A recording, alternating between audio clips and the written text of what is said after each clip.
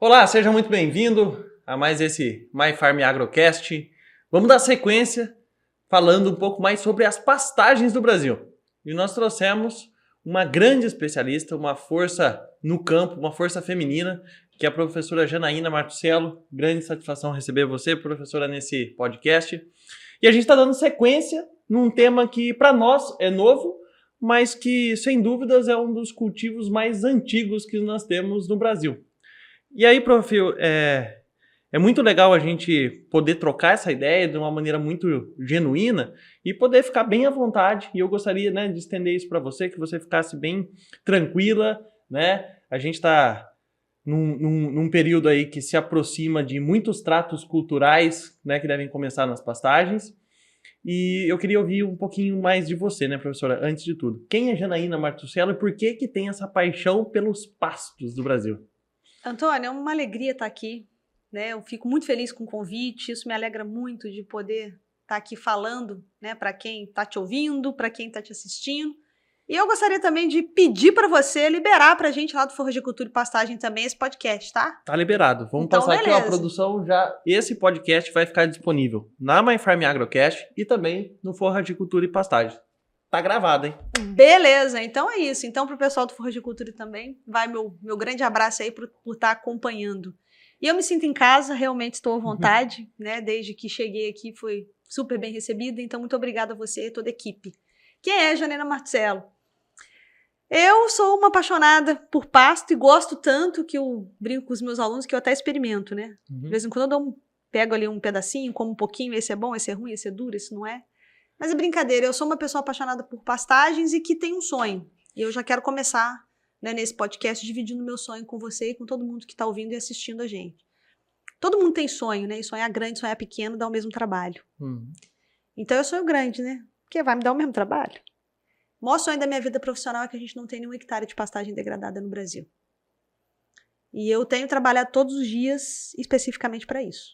Para que eu consiga levar ciência e tecnologia na área de pastagens para as diversas regiões do nosso país. E acaba que a rede social levou um pouquinho para longe do Brasil também, né? Muitos países da América Latina escutam, muita gente, eu sei que escuta aqui. Né? Então eu estou cultivando esse sonho. Só tem um agravante nisso tudo, sabe, Antônio? Que esse sonho não depende só de mim, né? Porque quando você tem um sonho pessoal, quero fazer uma viagem a tal lugar. Trabalha muito, guarda o dinheiro, se priva de algumas coisas e você realiza o seu sonho. No meu caso, eu preciso de outras pessoas para realizar o meu sonho. Eu não sou dona dos 165 milhões de hectares de pastagem no Brasil e nem sou dona de mais da metade dessa área degradada. Então, eu preciso que os pecuaristas estejam comigo, né, nesse processo. Então, é por isso que eu sou a professora, né, a louca das pastagens, a professora do pasto, né, e sou zootecnista, né, formada na Rural do Rio. Não vou dizer o ano, que senão eu vou entregar a idade, né, faz tempo. Trabalho na área de pastagens há muitos anos. Né? Então, desde a primeira iniciação científica, ela já foi na área de pastagens, depois veio o mestrado e o doutorado em Viçosa, né? E eu costumo dizer, né, todo mundo quer saber quem é a Janaína, saí da faculdade com um pacote completo, diploma, marido e filho. Tudo durante a faculdade. Tudo durante a faculdade. E aí veio a pós-graduação, pós-doutorado, e aí fiquei um tempo em Alagoas, depois, né, em São João del Rei, onde eu estou agora, a minha casa, né, um lugar que eu tenho muito carinho, a Universidade Federal de São João del Rei. E é isso, eu tenho dedicado a minha vida profissional, principalmente, né, nos últimos anos, a pular os muros da universidade e popularizar a ciência e tecnologia para um bom manejo de pastagens. Que legal, Janaína, porque assim, eu falo isso todo dia nas minhas conversas, longe de discordar do que está escrito num livro, né, que é a nossa guia do dia a dia. Mas é o seguinte, eu acredito que não é que você colhe o que você planta. Você não colhe aquilo que você não planta. Então, a partir do momento que você dá início ao seu projeto de extensão, de levar conhecimento para as pessoas, é muito provável que isso vai chegar até você de alguma maneira. Porque você está fazendo isso com atenção, você está fazendo com carinho, com gosto. Então, assim, não é um fardo para você trabalhar com pastagem. Nunca. Não te cansa. Não. Lógico, tem exaustão, precisa descansar, deita, dorme e descansa. Mas no outro dia, o motivo pelo qual você acorda continua sendo o mesmo. Exato. Então, eu acho que, longe de discordar, mas é o seguinte, você não colhe aquilo que você não planta. E se já foi plantado, agora a gente tem que cultivar, né? Então, se jardim que não cuida, vira mato. Exato. Né? Então, a gente tem que fazer isso diariamente e eu acredito que nós temos e aí eu já estou incluindo a My Farm Agro, né, nesse projeto, de ajudar com que mais pessoas tenham acesso a essa informação rara, de qualidade e de extrema relevância para que nós tenhamos, de fato, né, esse sonho dividido. Tá certo? Então, fica aqui a extensão da palavra do diretor da My Farm Agro em contribuir com isso. E a gente tem, né, até alguns objetivos em comum. Inclusive, esse podcast, gostaria de agradecer a todas as empresas que viabilizaram esse projeto. Né? Esse podcast está surgindo aqui justamente para a gente divulgar um pouco do trabalho da professora Janaína, difundir conhecimento sobre pastagem, mas também para falar um pouco das nossas iniciativas, né, que nós temos junto, como, por exemplo, o Capim Day de Goiânia e Campo Grande. Então, todas essas empresas que aparecem no fundo na televisão contribuíram, apoiaram de alguma maneira para que os eventos acontecessem. Então, fica aí meu agradecimento. E aí, Janaína, quando a gente fala sobre pastagens degradadas, eu acredito que a gente tem uma lição muito grande de casa a fazer. Por quê? Eu posso ter uma excelente especialista que nem você, eu posso ter excelentes empresas relacionadas a produto, a tecnologia disponível, mas tem algo que a gente não pode fazer, que é a parte do outro. Isso. Que é muito do que você está falando. Como que você enxerga isso no dia a dia? Você acha que o pecuarista em si, ele é muito resistente, que ele acostumou fazer isso daquele jeito, sempre tá bom? Ou ele falta realmente um nível de informação, de conscientização para que o cenário seja diferente do que a gente costuma ver por aí? Então, Antônio, a gente costuma sempre dizer que a cabeça do pecuarista ela é um pouco mais dura do que a do agricultor. Né? Até porque a atividade do agricultor ela tem muito mais risco do que a pecuária. A pecuária tem muito menos risco do que a agricultura. Né? Então, se o cara da agricultura não fizer direito, mesmo com tudo como manda figurino, ele não vai colher. Se ele não colher, ele não paga as contas. A pecuária ela é muito mais flexível, né? Então a pecuária admite muito mais erros. E isso atrasa o processo. Mas eu sou uma pessoa que não gosto de ouvir esse tipo de coisa. Eu não gosto que as pessoas falem isso. Não, a cabeça do pecuarista. Né? Eu costumo dizer assim, eu estou aqui sempre para defender o pecuarista, né? Porque eu entendo, ninguém tem um pasto degradado, Antônio, porque quer. Uhum. Um pasto ele se degrada aos poucos, a gente vai percebendo, você não tem dinheiro para poder fazer uma recuperação, daqui a pouco você chega na fase da reforma, mas o cara não está feliz com aquilo. Ninguém olha um pasto degradado, olha seus animais com baixo score corporal, não ganhando peso, com uma baixa lotação e acha isso bonito. Ele sempre quer mudar. Agora, o cara que para ele está tudo bem, quando ele vê um pasto rapado, quando ele vê um baixo GMD, quando ele vê uma taxa de lotação baixa, ou às vezes uma taxa de lotação alta com baixo GMD, que o pasto não aguenta e acha que está tudo bem, esse é o cara que tem que sair da atividade. Entendi. Esse não tem que ficar. Né? Então, se o cara tem o conhecimento, se ele já viu funcionando, mas se ele continua sendo cético, dizendo assim, isso não funciona não vou gastar dinheiro com isso, não vou fazer investimento. Então, esse é o que vai ceder os seus passos para a agricultura, porque esse processo ele já está acontecendo naturalmente. Né? E não é difícil você manter uma pecuária rentável e lucrativa. Muita gente acha que é difícil. Agora, pensa na dedicação que o cara da soja tem, pensa no investimento que esse cara faz para ele poder ter o retorno. Né? E o pecuarista, em geral, não quer fazer esse tipo de coisa. Então, o cara que não se adequar, Antônio, aquele pecuarista que não perceber que é necessário recuperar a sua área de pastagem, que é necessário, né, que ele faça um bom manejo do solo, da planta, um bom manejo do seu animal, ele é o cara que vai sair da atividade. As perspectivas, elas não são boas. Elas não são interessantes para a pecuária se você olhar o camarada que trabalha num sistema mais extensivo. Então, intensificar a área de pastagem é você aproveitar melhor a sua terra. Né? E eu não estou dizendo aqui que necessariamente você tem que colocar toneladas e toneladas de adubo, fazer pivô central, 500 mil piquetes, não é isso. Intensificar não é isso. Se você tem uma fazenda que tem uma taxa de lotação de 0,8 A por hectare e subir ela para 1, você já intensificou, concorda? Uhum. Você já melhorou. Excelente. Né? Então, você já fez um aumento significativo ali. Né? Se você tem uma taxa de lotação de 1, sobe esse negócio para 1,2, quantos por cento você já aumentou no seu negócio? Então, você tem que enxergar, você não precisa sair de 0,8 A por hectare para 5, igual aquele programa que você viu, igual aquele pecuarista que você viu algum programa de TV ou um vídeo do YouTube. Mas você pode sair de 0,8 para 1, de 1 para 1,2 e o processo continuar. Né? Então, a questão das áreas de pastagens no Brasil é que durante muito tempo, né, nós fizemos uma pecuária que era mais barato você abrir novas áreas para poder expandir do que recuperar o que ficou para trás. Só que hoje isso não cabe. Hoje, essa pecuária em que você abre uma nova área e não recupera a que ficou, ela não se paga. Ela não fecha a conta. Porque o valor da terra hoje não permite mais que você faça isso. Então, só 6%, esses dados são do Instituto Integra, 6% só da nossa pecuária produz no limite, no nível que poderia produzir. Os outros 94% de alta respondem. mesmo, se fosse alto rendimento. De uma pecuária boa, rentável. 94% produzem abaixo do potencial da fazenda. Você tem ideia do que é isso? 94% dos nossos pecuaristas não conhecem o potencial da própria fazenda. Então, assim, nós temos plantas forrageiras porque nós temos N tecnologias disponíveis hoje no mercado. Por exemplo, um capim novo que chega no mercado, ele é uma baita de uma tecnologia. Um adubo que é protegido, que você perde menos, é uma baita de uma tecnologia. Então, tecnologia não é só você colocar um pivô central dentro da sua fazenda.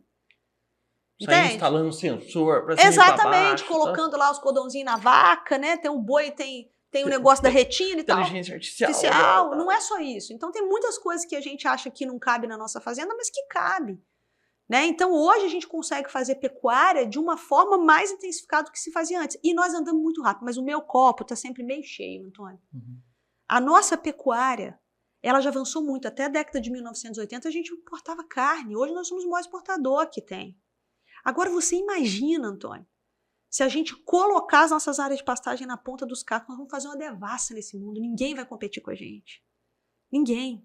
A nossa pecuária é extremamente promissora. O nosso pecuarista, ele é resiliente, ele consegue se adaptar, a gente fica dependente do mercado, né? E ele sabe que a balança fica uma hora boa, uma hora ruim, né? Essa ele tem um ciclo que normalmente já é mais desenhado também, né, Janaína? Ele sabe. Que, tipo assim, ó, no momento de crise, um momento de adversidade, é o momento que ele tem que talvez estar um pouco mais capitalizado para segurar o tranco e saber que, pô, quando chegar no preço de alta, eu tenho que estar preparado, eu preciso ter animal para bater. Exatamente. Porque imagina, o preço está lá em cima e eu não tenho animal. Que catástrofe que é para uma fazenda. Pois é, não, o que é pior, quando o preço está lá embaixo, você quer trocar genética, ou então você quer trazer mais animais para quando chegar na alta você ter, você não pode porque você não tem comida. Preço do bezerro baixo, você quer colocar, mas não pode. Você até poderia ter comprado, mas não compra. Por quê? Porque você está descapitalizado. E você sabe que o que você está falando... Isso aí é complicado, entendeu? O que você fala, a gente acaba tendo uma experiência maior na agricultura, né? Eu vim da área de grãos, esse tipo de coisa. E recentemente nós tivemos um especialista aqui sentado num podcast, que foi o Alencar Zanon, e ele tem um projeto bem interessante, porque é um dos poucos pesquisadores que eu conheço que tem artigo publicado na Nature, por exemplo, uma das mais renomadas, né? E lá no caso da agricultura, ele falou assim, ó, Antônio, ó, a gente já provou por A mais B que era possível você produzir 250 sacos de soja no sistema soja-milho sem ficar inventando muita moda. É só o uso de boas práticas agrícolas. E eu começo nessa conversa, depois de te escutar por alguns minutos, a imaginar que isso também deva ser muito parecido com o que a gente tem na pecuária. Com certeza. Assim, eu não preciso ficar buscando o que tem de mais novo, porque vai passar o boi vai passar por dentro de um lugar que a gente vai medir por inteligência artificial, o tamanho. Não, isso pode até dar eficiência operacional. Sim. Mas que a maior parte das coisas vão ser resolvidas com boas práticas, né, da pecuária. E agrícola, inclusive, de manejo do pasto. Sim. Que eu acho que é por aí. Se eu conseguir usar melhor o território que eu tenho disponível para produzir capim e, consequentemente, eu ter algum ganho em relação aos animais, automaticamente nós vamos sair do que você falou, do 0,8 para 1, do 1 para 1,2 e assim dentro de cada ciclo nós vamos fazer avanços sucessivos. É o próprio processo de intensificação. Mas só para eu concluir, o raciocínio, já te falo dessas boas práticas, se a nossa pecuária resolve fazer essas boas práticas, se a gente consegue fazer com que as nossas áreas de pastagens produzam mais e melhor, nós vamos voar. O Brasil tem um baita de um potencial. Mas a questão é a seguinte, nós temos 865 milhões de hectares de pastagens, grande parte dessa área produz abaixo do que deveria produzir, já está entrando em processo de degradação ou então completamente degradadas. Algumas áreas, inclusive, nós não conseguimos mais recuperar. Né? Mas essas áreas que são recuperáveis, elas serão recuperadas, ou em sistemas integrados ou somente lavoura, ou vão ser recuperadas com a pecuária. Porque o que acontece? Em todas as áreas que você faz lavoura, você pode fazer pecuária, mas não é toda hora que você faz pecuária que você faz lavoura que você faz pecuária. Isso é importante.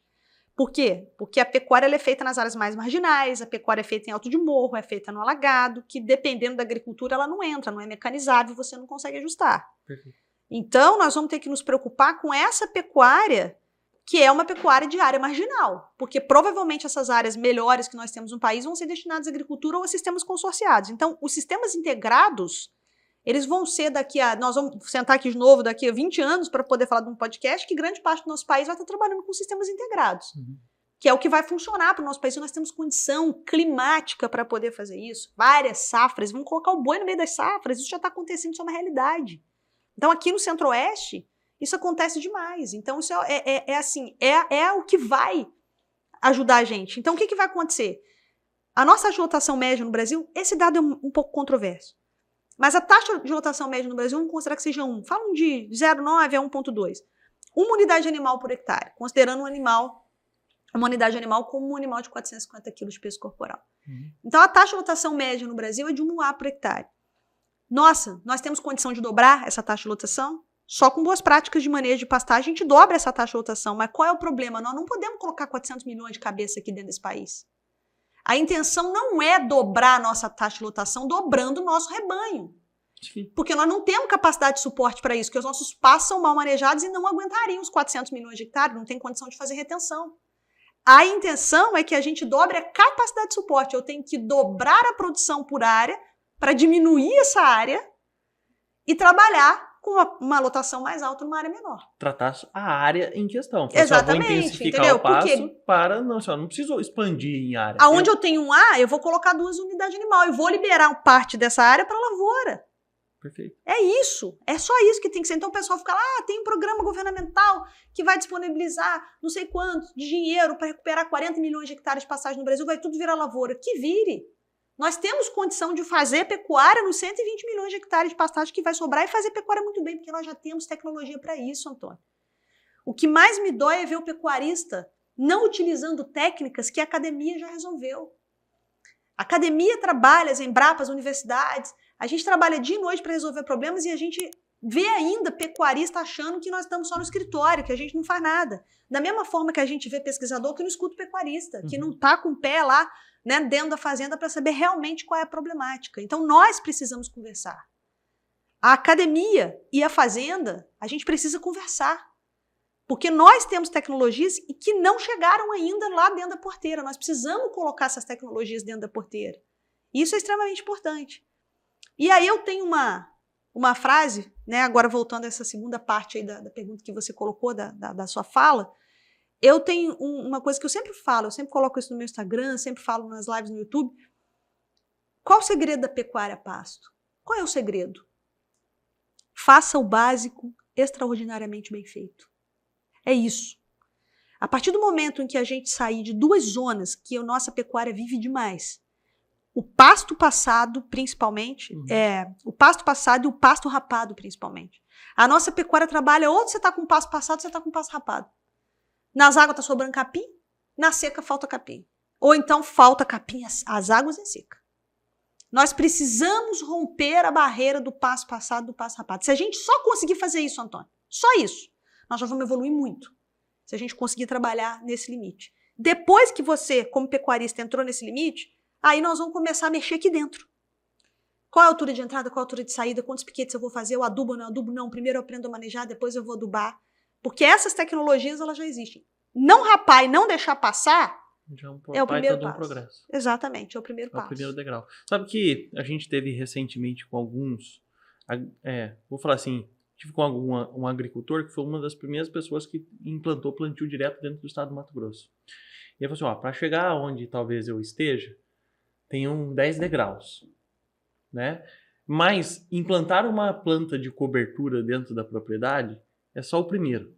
Porque a gente começa a ver algumas pessoas e falam assim, eu vou trazer a braquiária para dentro do sistema. E, curiosamente, né, uma das coisas que eu acho mais legal, tem um pesquisador, eu não vou recordar agora exatamente, ele falou assim, que a braquiária é a primeira vacina que nós temos para as enfermidades de solo.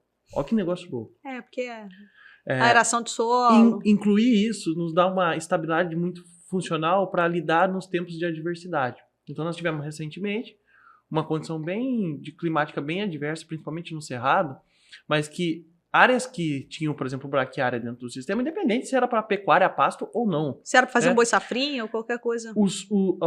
Mostrou realmente a diferença de você ter um sistema produtivo e não ter apenas uma cultura instalada que te fosse soja ou, no caso, que fosse apenas a cultura precisa do capim. A gente precisa de um sistema que seja funcional. E aí eu partiria para a seguinte pergunta. Bom, seria tão básico, uma vez que eu já tenho meu nível de consciência de que eu não posso ter pasto rapado e também não posso ter pasto lenhoso, passado, né? Que boas práticas você acredita que assim, todo pecuarista deveria se atentar, né, no seu processo de construção de um sistema produtivo? Primeira coisa é o planejamento da atividade. Isso aí é eu costumo dizer que o maior gargalo da pecuária brasileira é o manejo. E acho que a gestão está lado a lado. A gestão das áreas de pastagem no Brasil é muito mal feita, assim. O pessoal não consegue fazer conta, né? Então, se você sabe exatamente quantos quilos de soja foram colhidos, quanta saca de soja colheu e quanto custou cada uma. É muito difícil o pecuarista saber o quanto custa a tonelada do capim. Ok, ele não é obrigado a saber isso, mas ele precisa saber o quanto custou aquela arroba. Né? Então, por que ele precisa saber disso? Qual é o custo de produção? Para grande parte dos pecuaristas do Brasil hoje, se a gente chegar lá e pedir para ele colocar o preço no produto, ele não sabe o quanto vai ter que colocar de margem, porque ele não sabe o quanto custou. E antes de eu responder a sua pergunta das boas práticas, eu vou só fazer um parênteses aqui para dizer que o que faz a pecuária ganhar dinheiro, principalmente a bovinocultura de corte, são 3 pontos importantes. A taxa de lotação, o ganho médio diário e o preço. Então, o pecuarista é dependente desses 3 fatores. Taxa de lotação, ganho médio diário e preço. Se ele não dominar esses 2 aqui para dentro da porteira, ele vai ficar totalmente dependente do terceiro. Então, ele precisa dominar a GMD e taxa de lotação. E isso são as boas práticas de manejo. Então, ele tem que resolver o problema dele para dentro da porteira, para não ficar só vivendo de reclamar do problema de fora da porteira, porque não tem jeito, infelizmente, nós não podemos mexer. Quando tiver, ele não consegue controlar. Então, o que você consegue fazer dentro da porteira? Dentro da porteira. É daqui para cá que ele tem que controlar com as boas práticas. Porque o que acontece? O preço é o preço. Só que você tem que diminuir o seu custo de arroba. Você tem que aumentar a sua taxa de lotação de uma forma que você não comprometa o GMD. Então, como fazer isso? Com boas práticas de produção animal sob pastejo. E não existe outra forma mais barata de se alimentar o seu rebanho que não seja pasto. O próprio animal colhe, o próprio animal seleciona. É a forma mais barata de alimentar o seu rebanho. Você não tem que ficar lá servindo de garçom de vaca, de boi, nada disso. Só que se você não está remunerando a tua terra, é muito complicado. Vende lá para virar condomínio. Infelizmente é isso que acontece. Ou então você vai ceder para a lavoura, né? Dependendo da região em que você está. Então, quais são essas boas práticas, Antônio? Primeira coisa é esse planejamento. O cara tem que conhecer a fazenda dele e saber onde ele está e onde ele quer chegar. Então, o planejamento ele tem que ser feito no seu nível estratégico, a longo prazo.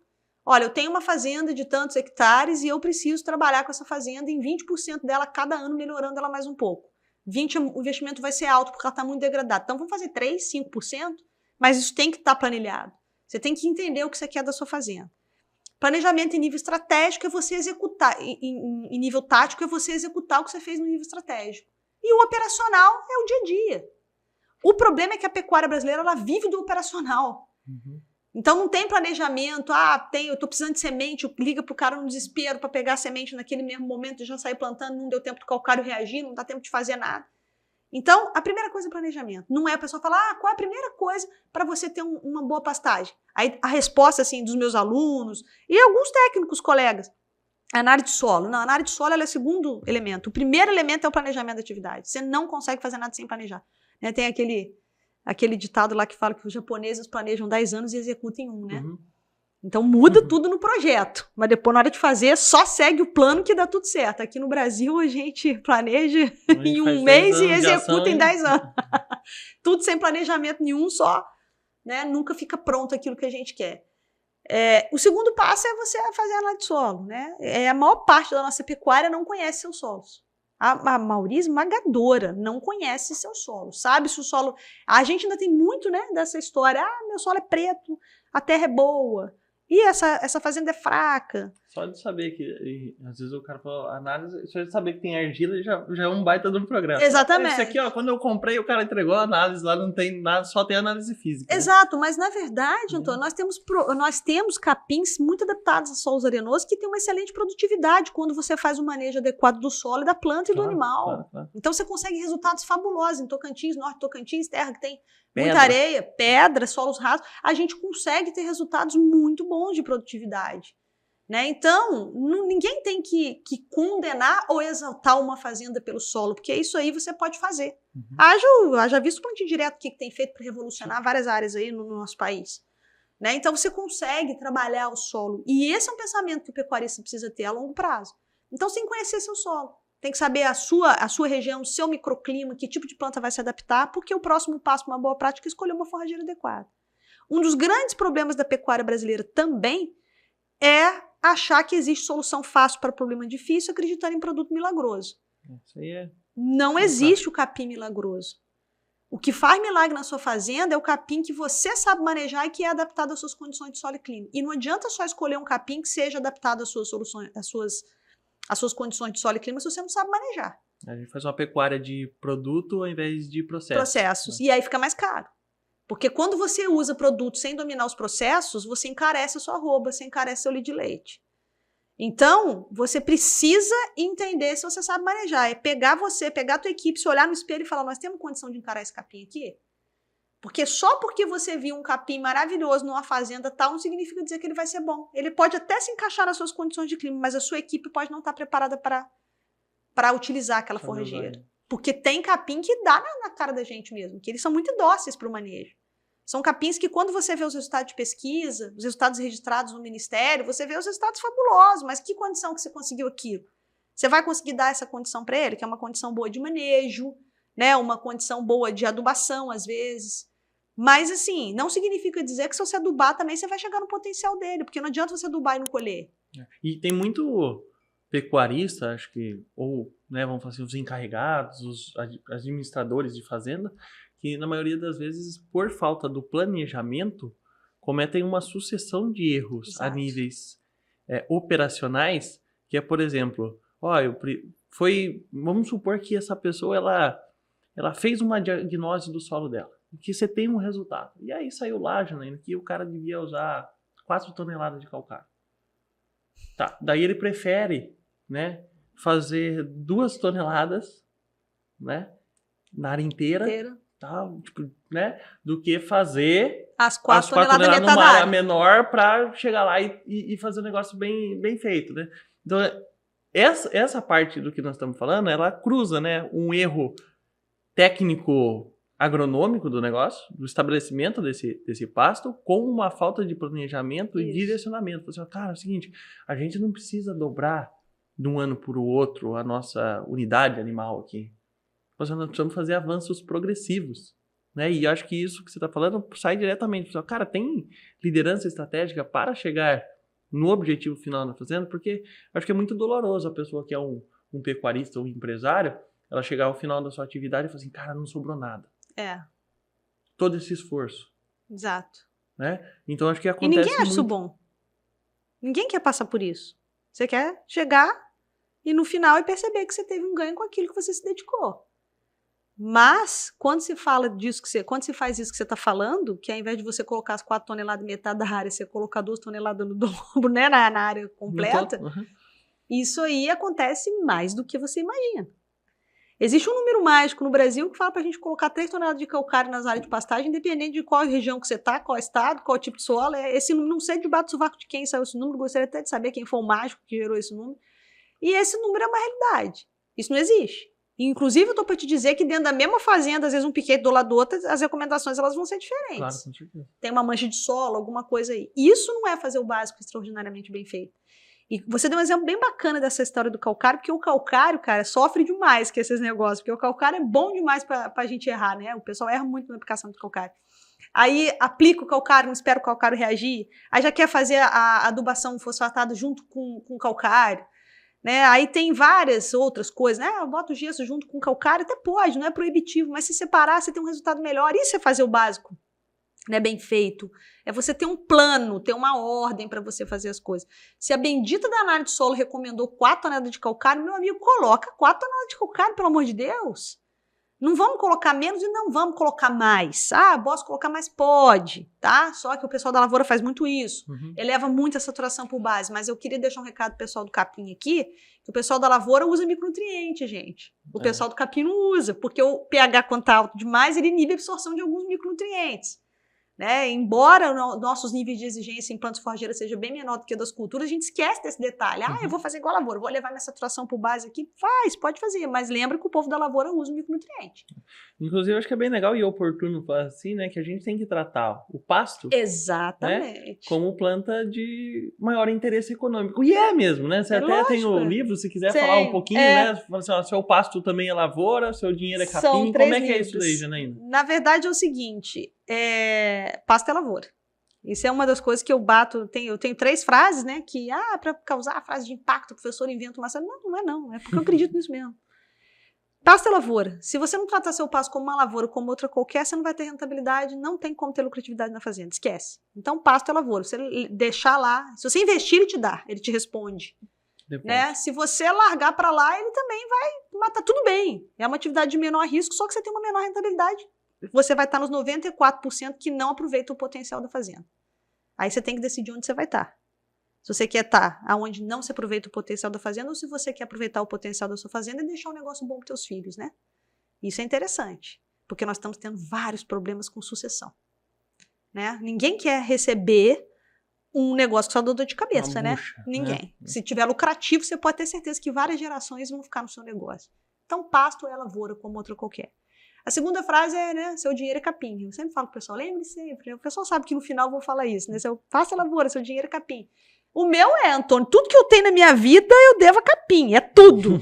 Tudo. Não tenho a menor dúvida disso. É engraçado porque quando você é criança, você tá pensando que o meu dinheiro é capim? Esse livro aqui, O Seu Dinheiro é Capim, a primeira frase é essa. Que eu tenho alguns ditados que eu não gosto. Esse é um. Tá pensando o quê? Que meu dinheiro é capim? A minha resposta, o meu é. E o pecuarista tem que entender que o dele também é. Tudo que ele tem, ele deve ao capim. Porque ele até pode, né? Ele não consegue de jeito nenhum ter animal se ele não tiver capim. Ele pode até ter capim e não ter bicho. Capim fica lá. Mas ele não vai conseguir ter desempenho se ele não tiver uma planta forrageira que vai fazer parte do sistema dele. Então, tudo gira em torno do capim. É porque o que acontece? Diferente da soja, do milho, você não vende o capim. O pecuarista não vende capim. Mas ele vende o produto... O pasto colhido. Exatamente. Né, pelo animal. Exatamente. A nossa coletadora tem rabo, tem focinho, né, tem boca. E não dá para regular. Você não consegue fazer uma regulagem simples. Você tem que ficar botando animal, tirando animal. Então a regulagem é complicada. Mas o pecuarista precisa entender que o bem mais precioso que ele tem dentro da fazenda é o capim. Conservando o solo e fazendo uma boa produção de capim, o resto, Antônio, é consequência.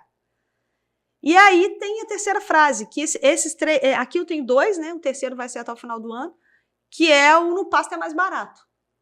Produzir a pasta é mais barato. Doa quem doer. Né? Nós estamos falando aqui de escala de produção, não existe briga entre confinamento e sistema de pastejo, não existe isso, os sistemas se complementam. Né? Até porque 99% dos nossos animais no Brasil, ou eles foram criados totalmente a pasto, ou passaram pelo menos alguma etapa da sua vida no pasto. E, voltando para o seu primeiro raciocínio, não existe no mundo nenhuma outra cultura que tenha maior área do que pastagem. É a maior cultura do mundo. O que nós precisamos mudar é que é a maior cultura agrícola do mundo. Nós precisamos tratar o pasto como lavoura. E é uma das atividades mais antigas do mundo. Exatamente. Começa por ali. Não tem outra planta no mundo que tenha tamanha área cultivada quanto a braquiária. E aí eu costumo dizer que nós temos, né, um milagre 3B no Brasil. Já ouviu falar do milagre 3B? O Brasil tem um milagre 3B. Boi branco e braquiária. Isso aí faz a nossa pecuária voar. Rusticidade do nosso Nelore, com a braquiária que aguenta o tranco e aguenta o pecuarista brasileiro. Porque o pecuarista brasileiro é difícil, ele gosta de dar uns pau na braquiária. Tem umas aí que tá até querendo botar os pecuaristas na Lei Maria da Penha, de tanto que apanha. Mas aguenta o tranco, né? Então esse é o grande milagre. Então, e aí vai ser a trilogia, o terceiro vai sair. E esse aqui ele entrou no meio dos 2 aí, porque havia uma necessidade. Todos os livros são em parceria com o professor Manuel Rosalino, que é um grande parceiro de trabalho. E o Todo Ano Tem Seca. Todo ano tem seca. Você está preparado? Porque, vou te contar um segredo. O pessoal que está ouvindo a gente aí, que está assistindo. Vai ter seca. Vai ter. Não vai? Vai. Mas não conta para ninguém, só vocês estão sabendo. Então, leva o livrinho, leia o livrinho para você estar preparado para ela. Porque a gente sabe que vai ter. A seca deixa de ser um problema quando você está preparado para ela. Sim. Tudo na vida é desse jeito, não é? Se você estiver num lugar que está muito frio, se você colocar um casaco, você não vai sentir tanto frio. Se você colocar um gorro, você sente menos. Colocar um cachecol, menos ainda. Então, quando você vai para um lugar que é muito frio, vamos lá para Gramado, o que nós vamos fazer? Levar tudo isso. O povo lá de Gramado, quando vier aqui para Cuiabá, vai vir só de tanguinha. Não vai trazer nada. Então, a gente tem que estar preparado, porque a seca vai chegar. Né? E nós não podemos mais ter essa sazonalidade de produção. Não tem como. E aí, os livros têm essa intenção. E Excelente. vai chegar um novo aí, né? E quem quiser, nós vamos deixar o link na descrição, para quem vamos falar assim, tá acompanhando mais pelo canal da My Farm Agro, né? Provavelmente o pessoal do Forragem Cultura tem esse link disponível a todo momento, mas nós vamos colocar também nesse vídeo para que você possa adquirir esses livros. Janaína, eu acho que é muito, já que nós estamos falando muito do termo capim, né? Vamos aproveitar a ocasião e explicar um pouquinho para as pessoas o que nós vamos encontrar na edição do nosso evento e o que nós podemos esperar sobre o Capim Day que vai acontecer, tanto em Goiânia quanto Campo Grande. O que você preparou na sua palestra, né? O que as pessoas vão poder aprender contigo lá? O Capim Day, esse evento que nós estamos fazendo em parceria, né? Muito bacana, que o objetivo é popularizar a ciência e tecnologia, como eu falei no começo do nosso podcast. Esse é o objetivo. Né? Inclusive, agradeço a My Farm aí por confiar no evento, né? Porque é um evento relativamente novo, nós fizemos 2 edições dele em São João del Rei, uma edição em Cuiabá, e vamos agora para essas edições de Goiânia e Campo Grande. E a ideia é fazer um evento itinerante, né, Antônio? A gente rodar esse país aí com o Capim Day, levando essa tecnologia, essa ciência. É um evento em que a gente está trazendo pessoas extremamente capacitadas para falar, né, da produção animal em pastejo. Inclusive o Neivaldo já esteve aqui, hein? Sim, no episódio anterior nós estávamos vai falar de plantas daninhas. Exatamente. Isso, eu assisti, eu vi o vídeo. O Neivaldo vai estar no Capim Day, ele está no Capim Day de Goiânia para poder falar de plantas daninhas, né? O professor Edeno Detman, que é uma das maiores unidades que a gente tem em suplementação animal sobre pastejo, que tem uma linguagem muito bacana para falar com pecuarista também. Felipe Moura, parceiro de outros projetos, que vai falar de manejo, e a Renata Heller, que vai falar de gestão no de Goiânia, né? E também o Antônio Cháquer, que vai estar com a gente no de Campo Grande, né? Então, assim, são pessoas que certamente vão contribuir e agregar muito para o evento, né? E a gente escolhe essas pessoas assim a dedo, né, Antônio, para poder ter certeza que vai entregar para quem estiver lá, né, tudo que eles esperam. A minha parte é formação de pastagens. Porque a gente fala muito de manejo, né? Manejo, mas não tem como você manejar um pasto que está mal formado. Então, se ele já começa todo torto, todo errado, não tem como você fazer uma pecuária lucrativa num pasto mal formado. Né? Então, eu vou trazer para o pessoal o que fazer para que a gente tenha um pasto realmente bem formado, para que a gente acerte nesse processo de formação, para que a gente consiga colocar esses animais o mais rápido possível para ter melhor rotatividade. Né? Então, nós vamos estar abordando esse assunto que é muito importante. Vamos falar um pouquinho de adubação, de implementação, regras para calagem, vamos falar da semente, que é importante escolher uma semente de qualidade. Né? Isso é uma coisa, o pecuarista tem muito hábito de comprar semente pelo preço, então nós vamos quebrar um pouco esse mito para a gente poder comprar semente pela qualidade. Né? Então, eu tenho uma expectativa muito boa para esse evento, para a qualidade dele, né? Considerando o nível das pessoas que vão estar lá levando as experiências, né, para quem estiver lá no nosso evento. E eu concordo. Inclusive, esse evento, né, ele é pautado no pecuarista, no agropecuarista, que de repente tem as 2 atividades. E eu acho que é muito importante também a gente estender esse convite a quem está a nível operacional, para a pessoa também entender um pouquinho sobre, por que eu preciso fazer uma calagem muito bem feita, por que eventualmente eu tenho que ter um cuidado na hora de fazer a semeadura, escolher uma semente de qualidade, porque tudo isso daí, a gente quer perenizar o negócio. Vamos falar assim, eu preciso ter um bom estabelecimento para chegar ao final do ciclo e ter perpetuidade no negócio. Eu tenho certeza que um pecuarista ele não faz todas essas práticas pensando em fazer renovação todo ano. Nem pode, né? A conta não fecha. Como. Então, é muito interessante a gente saber que nós vamos ter uma jornada. Então, nós vamos entender sobre formação, depois nós vamos entender sobre, sim, boas práticas de manejo agrícola. Vamos falar um pouquinho sobre plantas daninhas, e aí particularmente falando do evento de de Goiânia, que é essa primeira edição. Depois a gente vem falar um pouco de suplementação, falar assim, o que nós podemos complementar que eventualmente não foi fornecido pelo pasto ou que pode ser potencializado. E, não menos importante, mostrar um painel sobre a gestão do negócio, Sim, né, da propriedade agrícola. Então, assim, nós vamos sair do ponto A ao ponto B, mas de uma maneira muito simples, direta, fazendo a linguagem das pessoas que fazem o dia acontecer. Né? Então, assim, é a pessoa que está todo dia lá no campo, né, que a gente costuma dizer que é uma metodologia meio pé no barro mesmo. Seja, todo mundo que está ali tem um nível de experiência muito alto para poder contribuir com o pecuarista e que ele tenha realmente uma rentabilidade e que a atividade ela seja durável. Né? Eu acho que esse é o objetivo principal. Uma coisa interessante, Antônio, é que eu queria também fazer um convite, né, aos proprietários das fazendas que coloquem no Capim Day seus gerentes, você pode até trazer os vaqueiros, eu tenho certeza que nós vamos conseguir falar numa linguagem muito boa para todo mundo. Né? Então coloque os gerentes da fazenda para poder fazer o Capim Day, para ele poder levar para a sua fazenda a tecnologia. Eu não posso porque eu tenho um negócio, eu vou estar não sei aonde, mas né, tira lá o gerente um dia da fazenda para ele poder ir lá no Capim Day, que eu tenho certeza que isso vai ser uma transformação na fazenda. Porque quando a gente coloca eles nesses eventos, eles vão fazer uma ligação com as práticas que eles têm lá e vão conseguir executar.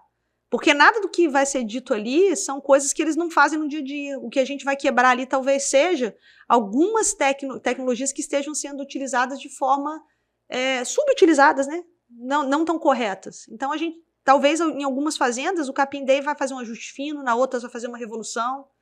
Mas é importante que todo mundo esteja inserido no processo, né? E uma coisa que você falou que é bem legal, que me veio agora lembrar, é que na ocasião do Capim Day, nós vamos fazer o lançamento de um outro livro, né? Sim. Nós vamos falar muito sobre os mitos, na verdade, que a gente tem na pecuária. Então é uma oportunidade, inclusive, de você aprender lá com a gente e levar um pouco de conhecimento para casa, para a fazenda, com um livro físico, né? Então todo mundo que adquiriu o seu ingresso, que inclusive vou deixar o link aí na descrição, né? Vai estar levando também...